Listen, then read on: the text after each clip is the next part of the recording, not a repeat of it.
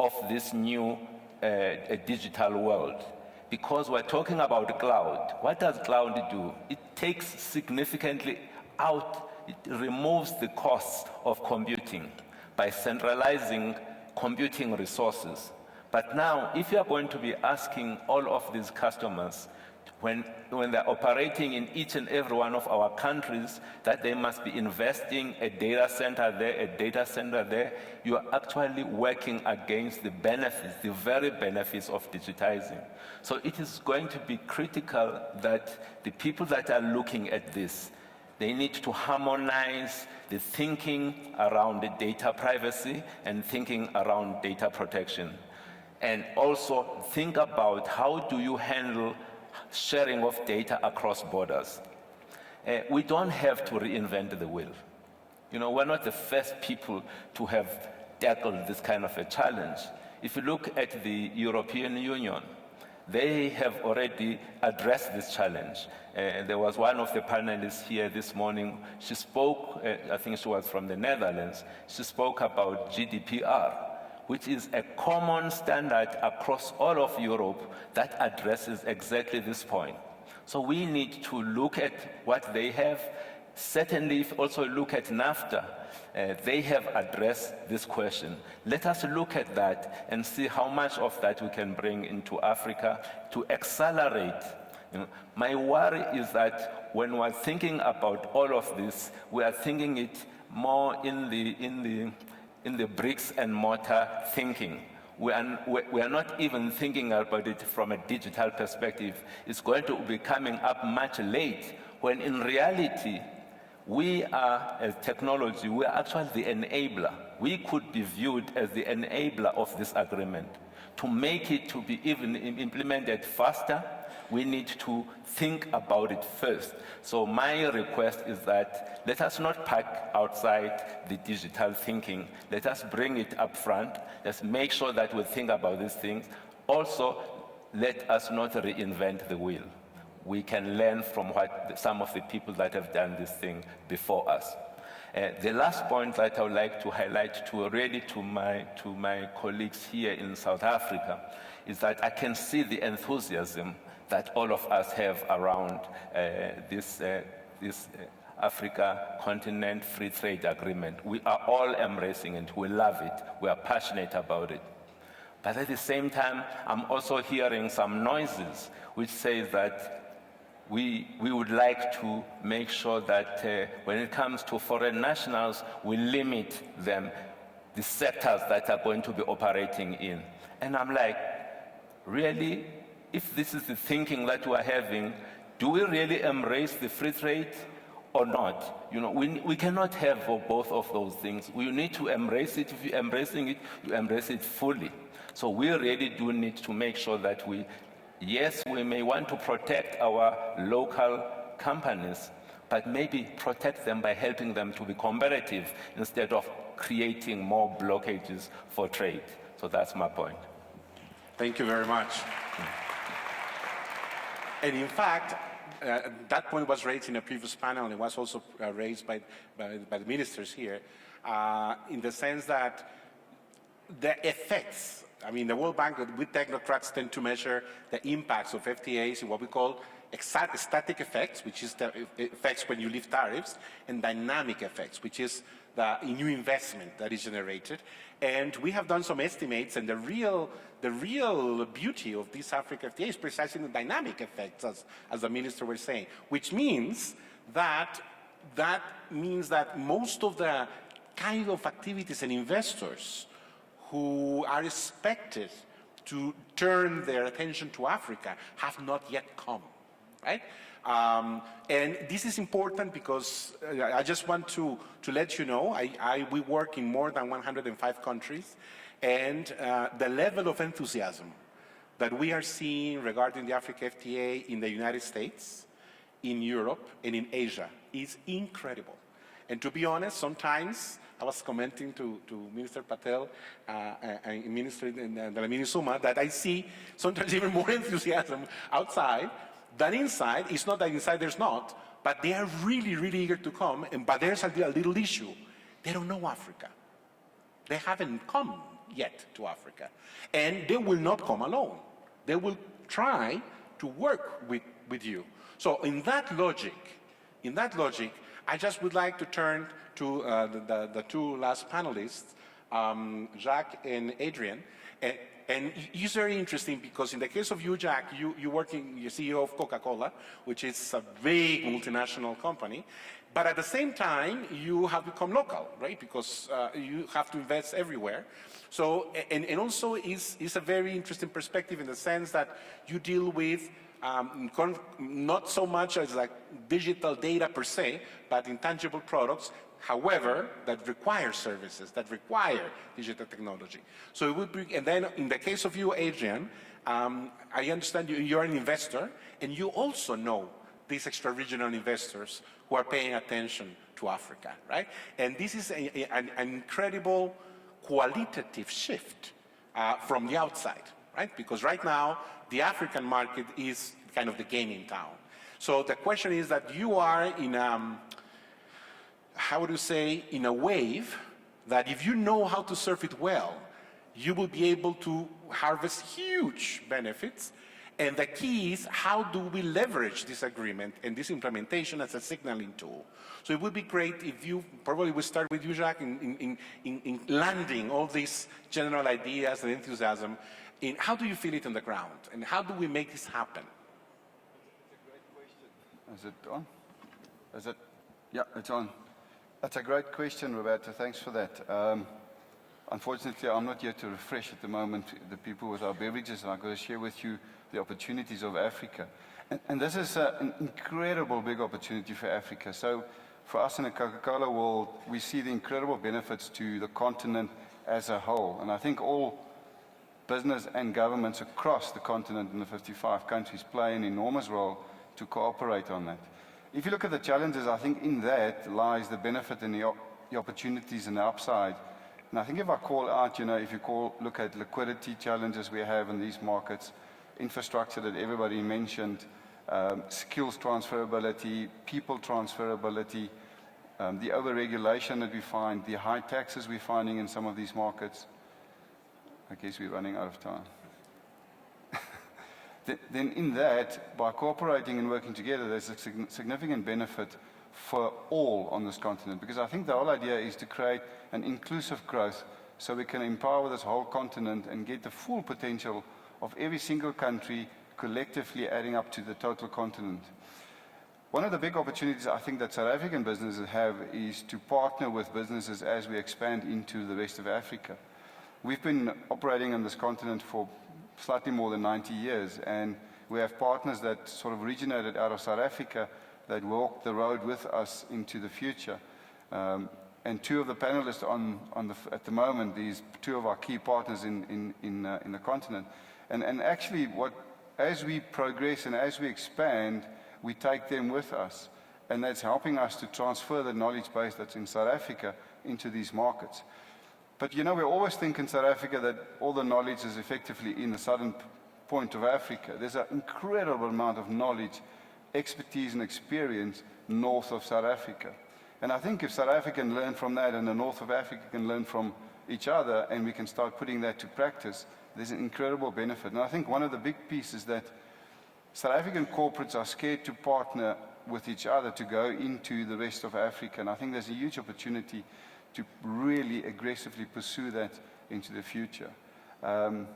Just the skills transfer opportunity by cross-pollinating the different cultures, the different diversities we have, and make people easily to across and transfer knowledge is an incredible uniqueness that Africa has got, and we're not leveraging that. And we're trying to do a lot of that to try and build the skill base of Africa and strengthen that, because more education gives us a very strong base for future development on this continent. Thanks a lot, Jacques. Adrian, before you started the panel, you were telling me about some concrete experiences that you had on the region. And it would be great just to begin to wrap up the panel. If you could just share us to give us that flavor of your experience as an investor dealing with extra-regional investors as well. Thanks, Roberto. I mean, first, just to kind of echo this last point, Kenya's got one of the most sophisticated financial services systems in the world. You know, the advancement of digital financial services technologies in Kenya, I think, is a kind of world leader. So I think it's very important to think, as we think about investing in Africa, that it's very much a two-way street out of South Africa. I mean, just from our experience, I mean, we're a global private investment business. I think the South African investors often have a very kind of myopic view. And when you're looking at it from the outside, there's significantly more opportunities than I think many South African investors recognize. And, the one experience that we've had, there was a discussion on the panel earlier about multinationals looking to South Africa as a base to invest into Africa. I mean, I'll just share the experience we had. We've been growing an insurance business called the Hollard Insurance Business over the last 40 years. And in December of last year, we concluded a transaction with Tokio Marine, which is the largest insurance company in Japan, one of the biggest insurance companies in the world, to invest 5 billion rand into our South African and African insurance businesses. And the reason why they did that was because of our African ambitions. They would not have invested in us if we were purely focused on the South African market.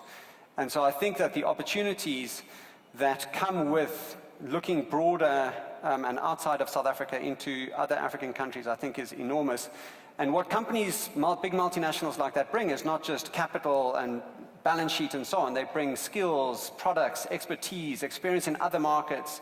So the ability to be competitive is much, much greater. And as the point was made earlier, I mean, that also goes both ways, which is one of the things that they recognize. We have products, expertise, skills, and so on that they don't have, operating in Southeast Asia and markets all over the world.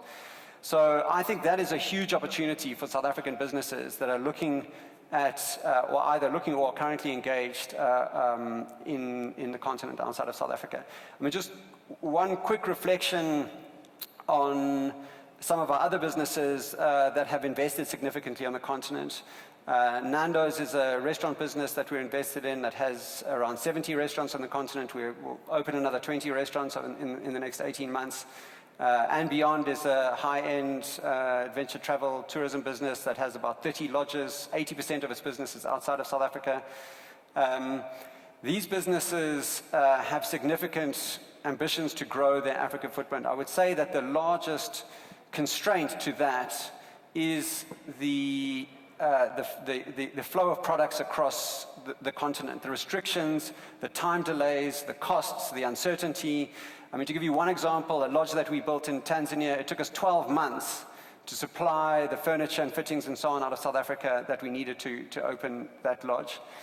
There are also issues in relation to the movement of goods that make it difficult for South Africa to compete currently. So we export, one of the businesses we own, Spear Wines, exports wine into Africa.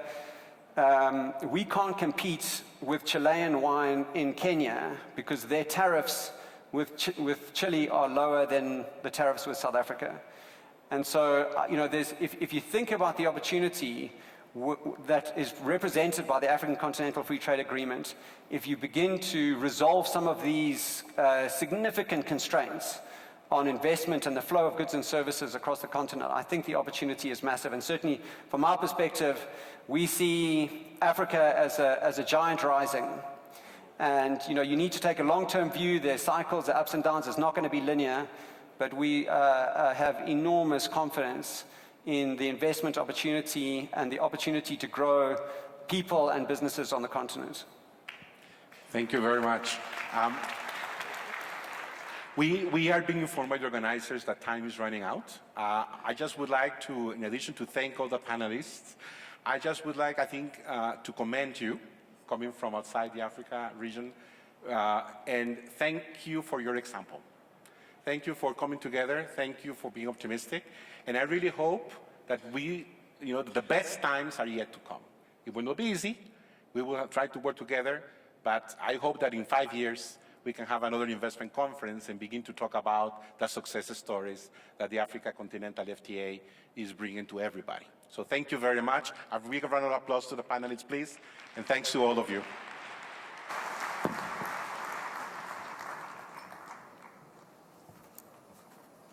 Thank you very much to the various speakers as well as panelists for joining us for this critical conversation, and definitely one that does speak to our ongoing participation with our peers across the continent.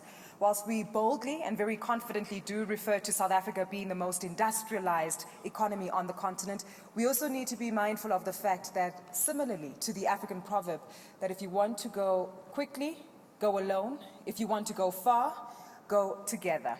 We need to ensure that we encompass the participation of our fellow neighboring countries as we look to grow, develop and enhance our economic participation of all Africans across the continent. Ladies and gentlemen, we are appreciative of the feedback that we've received from the various speakers and panelists today. We look to expand on many of these contributions and commitments that have been made, because if you thought that we had wrapped up the financial commitments from various members of the private sector, think again. It's about to get exciting once more, where your applause, your ululating, your whistling, and even vuvuzela blowing techniques might come in handy a little bit later as we look to advance on even more commitments that will be made by a myriad of sectors within South Africa's economy. From the poultry sector, expanding on international partnerships, as well as understanding the impact that this will have on entrepreneurs. Whilst we realign and adjust the stage in order to welcome more of the speakers who will be participating not only in the signing of agreements, but also interacting once more with the President one-on-one, let's turn our attention to the vibrancy that has been displayed regarding the culture, enthusiasm, and resilience of South Africa and its people.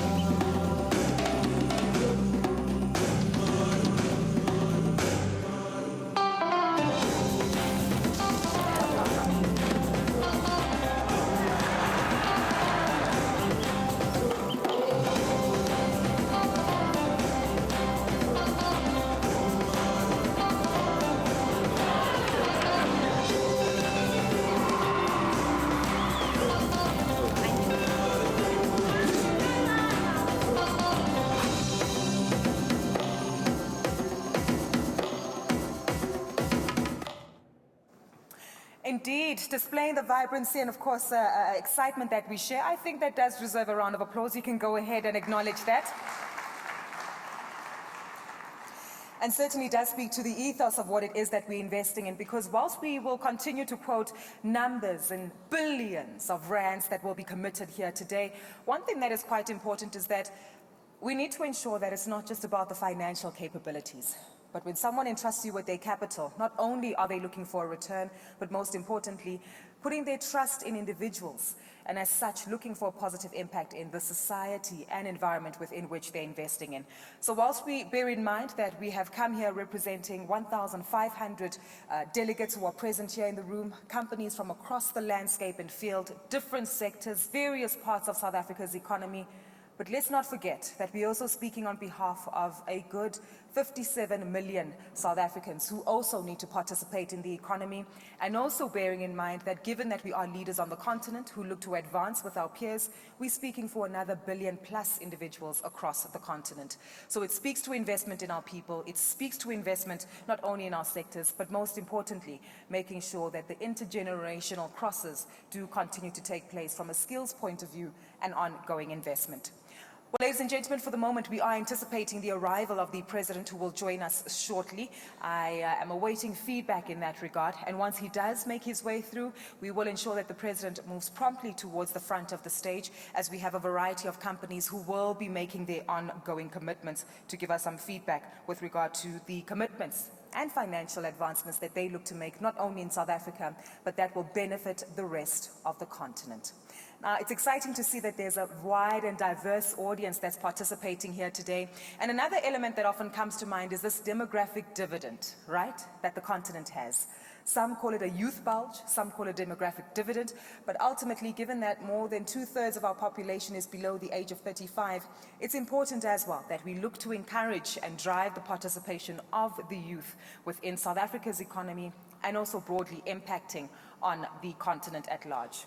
And that leads me to actually ask, how many of you might be millennials here in the room who are keen economic participants? I'm being polite by not asking direct ages, but I think if there's a fair representation of millennials here in the room and the ongoing interactions that they have with more mature and esteemed generations, it does give us some feedback as to just how much cross-change and skills intellect is actually being made. Any millennials in the room below the age of 35, keen and active? I see a lot of hands. You're sitting at the back of the room, which is concerning because we do need you towards the front to give us some feedback and insight about your levels of participation with members here in South Africa.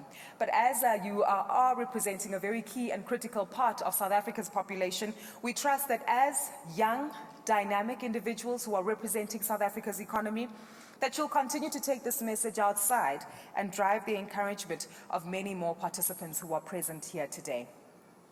Ladies and gentlemen, I do understand that the President is slightly delayed. We are waiting and providing him with a 5 to 10 minute buffer as we anticipate his arrival to provide us with feedback and, of course, witness the ongoing commitments that will be made by various companies and states today.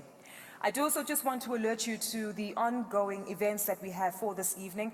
Now, whilst you might be slightly fatigued or drained, we do ensure that we continue keeping the energy up later this evening. And that's as we look to host a gala dinner. Now, many of you might have been present at Summer Place last night with the official launch and cocktail function that took place. But this evening, we will host a gala dinner that will take place on the second floor here at the Sandton Convention Center. And some of you might have pre-registered in order to participate in the gala dinner. You'll notice that your badges and delegate badges might have a blue sticker on them, and it will have the initials SCD. SCD. Well, it will tell you what, you will initially be able to grab your seats as you make your way to dinner, but dinner is open to all participants and delegates who are present here today. So if you look to, indeed, it's all about partnerships, it's all about open opportunities and expanding on the conversations that can take place. So a reminder to all of you that dinner will be taking place on the second floor in the ballroom later today, and that will commence shortly once the announcements have been made. Do be reminded that at dinner, not only will you have yet another opportunity to engage with many of your counterparts and peers who are present in the room, of course you'll engage and indulge in some fantastic South African delicacies and food that we have available, but you'll also be entertained by the award-winning Soweto Gospel Choir.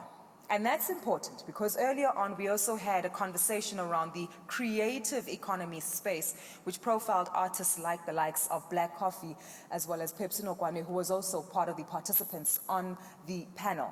So that does give us some insight as to how we not only open and cultivate industries from a hard infrastructure point of view, but also take a look at the ongoing advancements regarding creative industries, soft skills, and the participation of members of the arts community in South Africa's community. So please do be mindful of that, and that will be taking place later this evening at the gala dinner that will be hosted downstairs. Without further ado, ladies and gentlemen, we are anticipating the arrival of the President, but of course look to have further commitments that will be highlighted by various company leaders, and of course the signing of important memorandums as well as agreements in order to build up on the partnerships that we have here in South Africa. I think as we build up on much of the confidence here, I'd also like to gauge from you as audience members, whilst we might be an economy and a country which is often bogged down, plagued, and sometimes disturbed by the number and amount of noise that we have in our environment, levels of confidence have been waning slightly. But here you are, as captains of industries, as leaders of key institutions and companies, as individuals who are willing to put your money where your mouth is. You're essentially the litmus test that we can use to gauge the confidence levels in South Africa's economy. And whilst we'll hear some of the numbers being shared from a myriad of companies in just a moment, by show of hands, confidence levels in South Africa, is your view that the glass is half full? By show of hands, half full? That's a strong number and quite significant. I'm assuming the rest of you might say it's half empty, or you're undecided. Undecided, I'm hearing, and some are saying half empty. But I think quite indicative and very critical, especially given that we're in an open audience and conference where members of the media are also present who can take this message forward, because the confidence levels that are displayed here also need to filter through to the end consumer who will be purchasing from many of the retail stores that might have been listed here, who interact with many of the social or rather state-owned entities whose infrastructure we rely on so heavily, and will also continue to interact with many of the service providers that we've also heard of just a moment ago. So ladies and gentlemen, we do look to expand on many of these developments and of course making sure that you take the message home. Share it with your staff as key CEOs, share it with your stakeholders as you continue to engage with them, and most importantly, share it within your own social circles as well. Because it's only when we change the narrative within the local communities that we're in, the braais we have, the gatherings at the golf club, perhaps, that's essentially where we can change the narrative and of course explain that things are changing, growing, and moving towards a positive for South Africa overall. And Gugulethu, we have been advised the President might still be a few minutes, and whilst we appreciate you addressing our audience, we may need to take a bit of time just for everyone to remain in their seats. And Gugulethu, we will advise you as soon as we have been given word that His Excellency the Honourable President is about to enter the room. Thank you very much to my colleague David Block for giving us feedback there. We are anticipating the arrival of the President very briefly. Whilst we do await feedback, we do ask that you stay in your seats as has been mentioned. And of course, get your hands ready, ladies and gentlemen, because the applause, the clapping, and maybe even displays of additional affection and congratulations will be shared in just a moment. Do bear with us in a moment. We'll continue showing additional videos to show the vibrancy that we have in South Africa's economy and some music as we anticipate the feedback regarding the President's arrival. Thank you so much for your patience. Continue to sit tight and keep the optimism levels going because there's more money to be put on the table.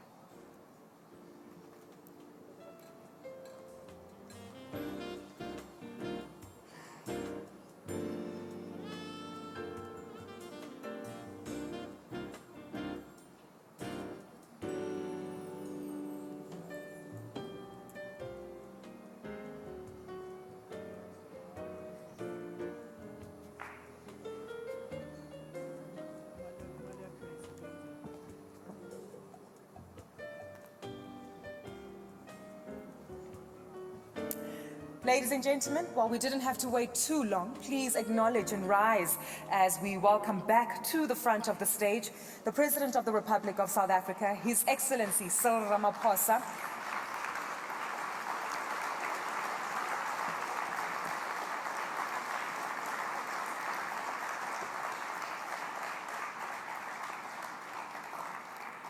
Thank you very much, Mr. President, for making a return. I think he deserves another round of applause, and I'll tell you why.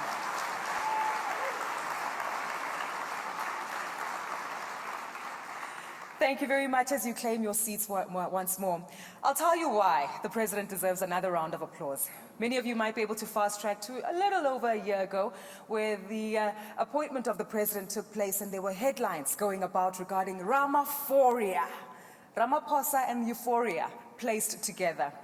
Well, of course, it lasted quite a few months. We even saw a market reaction leading to positivity. And of course, things have changed within the last few months, given the official elections that have taken place, the inauguration of the President, and the multitude of economic dynamics that we've had to balance in South Africa. But despite all of that and where the rand might be performing, how business confidence or even consumer confidence might be waning, one thing is certain. There's a reason why you're all gathered here today. And it's based on the confidence levels that you, not only as business leaders, but also as South Africans, as global citizens, and individuals looking to make a concerted effort for the advancement, not only of South Africans, but for people across the globe. You've shown your levels of confidence in our President. So once again, I think Ramaphoria is a trend that will continue in this room and beyond. Without further ado, ladies and gentlemen, we have some wonderful things to say about our leadership, and many other nations do too, despite the ongoing concerns regarding challenges that we see. Without further ado, I'd like us to start with proceedings by inviting Mr. Scott Eisner, who's the president of the US Africa Business Center. He'll be joined by Mr. Farid Fazoa, who's the CEO of GE Africa, and Mr. David Young, who is the US Charge d'Affaires to South Africa, to join us as we look to enhance the relationship and ties of the US Chamber of Commerce, as well as its relationship with South Africa. As we know, the US is a key economy on the global landscape, one which in itself is also faced with its own challenges, but given its sheer magnitude and, of course, impact on the global economy, our relationship and partnership with the United States of America is one that remains a key priority to the advancement not only of our local economy, but that of the United States itself. Ladies and gentlemen, what we will witness over the next few minutes is a signing, and this will be the relaunch of the US-South African Business Council. As our speakers as well as representatives make their way forward, we will witness the signing of this document first, following which Mr. Eisner will make his way to the podium to share a few words. And Mr. Minister Ibrahim Patel, thank you kindly for the reminder, reminding me of the Minister of Trade and Industry, who is also joining us on stage. As they continue to make their way forward, signing the relaunch of the US-South Africa Business Council, this will lay the groundworks for a strong partnership. Please feel free to make your way forward.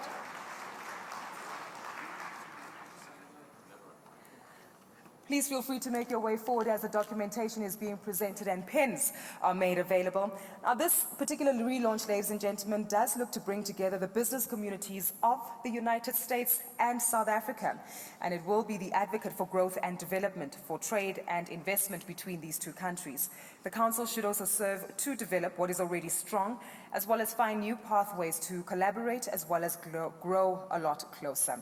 Ladies and gentlemen, for South Africa, the United States happens to be the third largest importer of South African goods. A significant contribution to our GDP, and one that needs to be maintained and expanded upon. Please, ladies and gentlemen, acknowledge the signing once again of the relaunch of the USA Business Council that's being signed here today, as Mr. Scott Eisner makes his way to the podium to say a few words to mark this occasion. Thank you very much, Mr. President, Minister Patel. I only have about 15 to 20 minutes worth of remarks. I hope you'll bear with me today. It's a bit of a joke. I know I'm standing between you and a good cocktail later this afternoon. On behalf of the U.S. Chamber, our 3 million members are very excited about this partnership we're forming today and re-enhancing the engagement between the United States and South Africa. All told, there are about 600 U.S. firms operating in South Africa, and over 10% of the economy. Our goal is simple: to increase that number to over 1,000 in the next 5 years, to bring unprecedented growth and wealth to the citizens of South Africa, and to partner in establishing that the U.S.-South Africa trade ties supersede all others. Today, there are firms from all over the United States and all over sectors investing in South Africa, and they're not just here for the short term. These are long-term investments that have increased the capital, the opportunities of all South Africans. GE, for instance, has been operating in South Africa for over 120 years, Caterpillar for nearly 100 years, John Deere for over 50. That's creation of tens of thousands of jobs and billions of dollars in investment. We're also excited about the opportunities that the United States presents for exports to our market. We think that in partnership with the Minister of Trade, Industry and Competitiveness, we see a win-win for enabling the two-way trade flow to increase between our two countries. I'll stop there, but happy to talk to anyone after this forum to increase the American investments here and in our own country. Thank you. Thank you very much to Mr. Scott Eisner, as we continue to acknowledge this partnership, and of course the President also looks to participate in this particular engagement. That's the relaunch of the US-South Africa Business Council. As mentioned, a very key market for us, and whilst they might have beef jerky, we have biltong. They might have football, we have rugby. And if you ask me, I think we lead at both of those particular categories in South Africa, but of course always look forward to continue trade engagements with our international peers. A round of applause once more as they make their way off stage, ladies and gentlemen. We've got a list of more companies who are keen to make commitments, so I'm going to ask you, ladies and gentlemen, to move your shoulders a little bit back, rub your hands together, because this is where the excitement begins once more. More financial commitments, and I'm talking money. Real money. Money that is able to change communities and change economies, and that is what we're looking forward to. So as the next 4 speakers make their way on stage, announce their financial commitments, shake their hands with the President, please follow up with a fantastic round of applause following the commitments that they make. Warmly welcome on stage, ladies and gentlemen, the CEO of Coral Brick, a South African brick manufacturing company, Mr. Dirk Meyer. He'll be followed by Mr. Darren Barnes, the CEO of Score Metals, South African metal fabricator. They'll come on stage. He'll be followed by Mr. Lawrence Benoit from Rio Tinto, a global minerals and resources company, and Mr. Mxolisi Mgojo, who's the CEO of Exxaro Resources, a leading minerals company within South Africa. Major announcements to be made by the CEOs as they all make their way speedily up to the stage, giving us their commitments one after the other. Please follow up with a resounding round of applause regarding the capital commitments being made.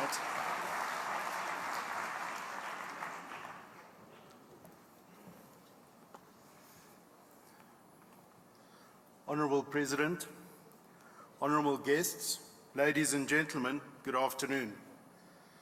Honourable President, thank you for the privilege of presenting to you and to this forum this afternoon. Gorebrick pledges to invest just over R1 billion in the next 2 to 3 years.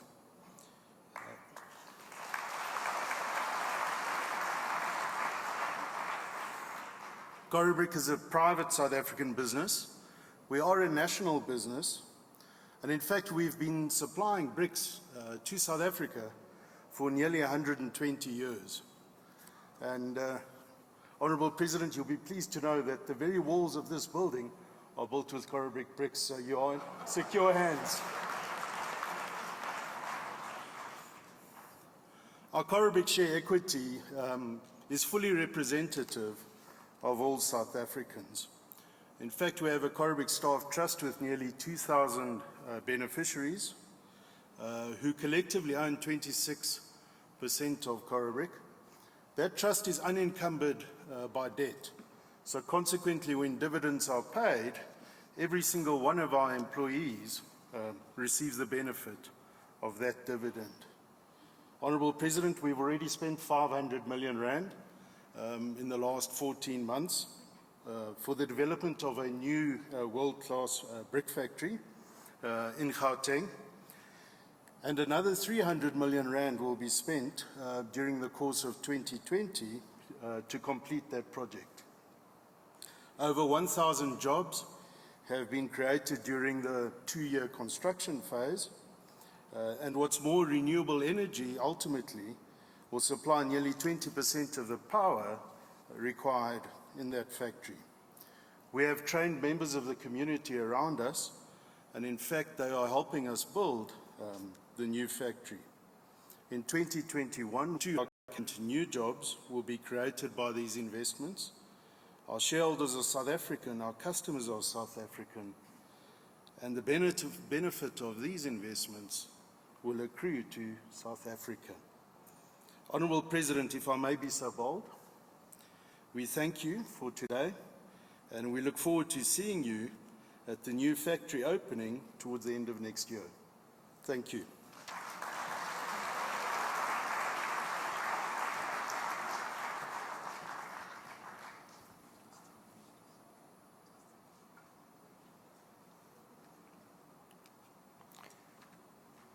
Honourable President, Honourable Ministers, thank you for this opportunity to present the investment that Score Metals will be making in this coming financial year, 2020. We are going to be investing in a new vacuum degasser, an 80-ton vacuum degasser in our melt shop in Wadeville. This will enable the business to produce higher grade steels that will prevent import of certain products, and a further investment will be made in our downstream production in a new rolling mill and bar mill that will produce wire rod and rebar, which will employ an additional 150 people in Wadeville, as well as we hope to save 150 jobs with this new investment, which will enable us to produce an additional 150,000 tonnes a year of higher grade wire rod and bar products. These products will be produced into what we call PC strand, downstream products in the steel industry that will be used both locally and exported to the United States and into Europe. Thank you very much for this opportunity, Mr. President and Mr. Ministers. Thanks for the support that we've got from you in our steel industry in South Africa, and we look forward to make many more investments and create many more jobs in South Africa in the future. Thank you very much.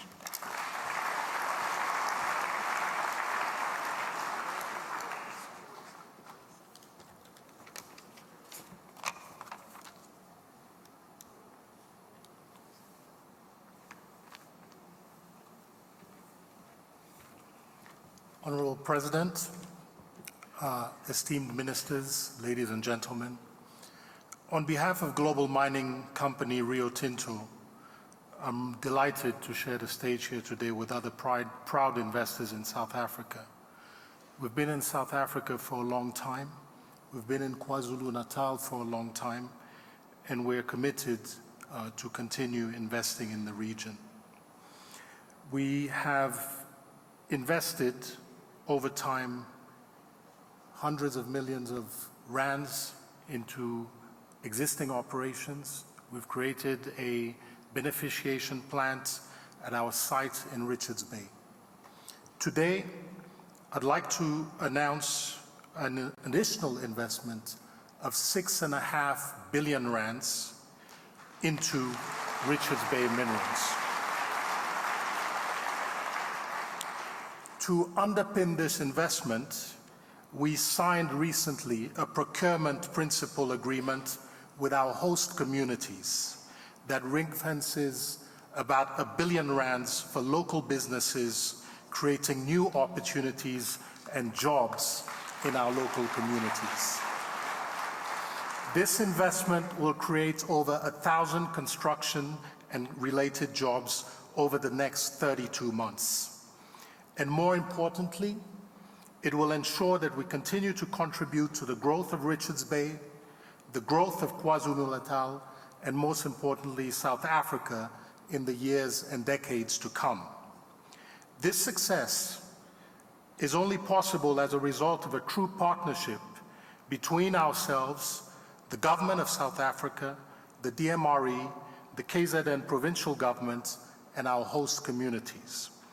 On behalf of Rio Tinto and our leadership, I'd like to take this opportunity to recognize the support and commitment from each of our partners. Mr. President, we are committed to being a partner of choice for South Africa and will continue to work with you to build a strong, vibrant, and prosperous South Africa over the next coming years. Thank you.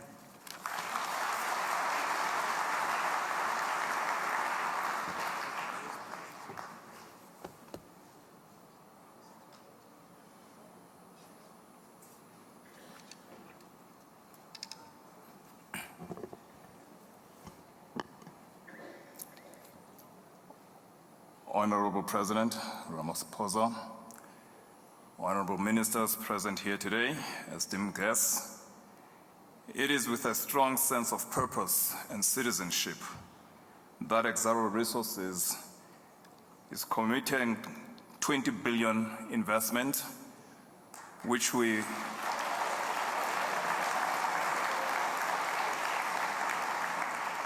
communicated to the President shortly after last year's conference. We were just a bit late, Mr. President, but we are on time to this day.